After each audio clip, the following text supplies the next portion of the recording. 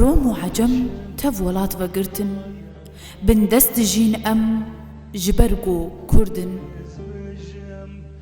Çira û rewşen li me vemirtin, ger bêne kuştin dayê tu me girî.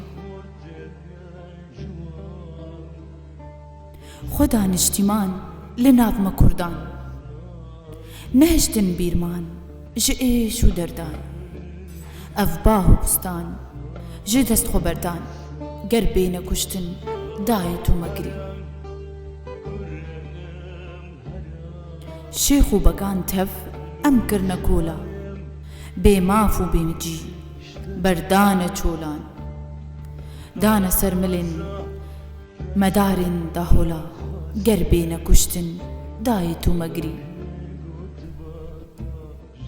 Mizgîn tûşa be, va em dixwînin, azadî xwazin, cîhan dibênin.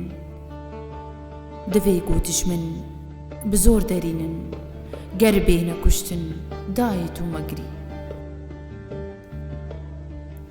Va em şiyar bûn xwende û zana, me rê tev girtin ji ber nezanan. Zû zû me nas kir ev reng dezana, ger bêne kuştin dayê tu me girî. Dijmin du nifşin, hindir û derve, hinek di bin ve û hinek di ser ve.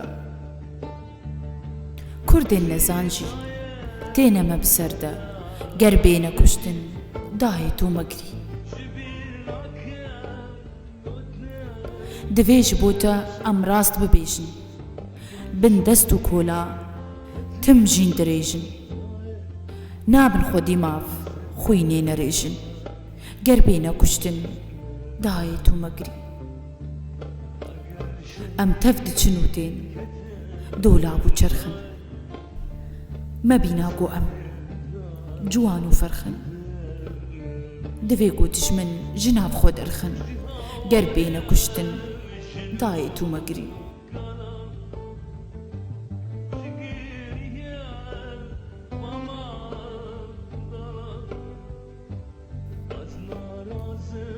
Milên xwe bidne milê me şêran, di şev reşan de bin rengê stêran de. Şêr tev de şêrin, çi jinin çi mêr, ger bêne kuştin dayê tu me girî. Dayê em xortin xwîna me germe, bin dest bimînin ji bo me şerme.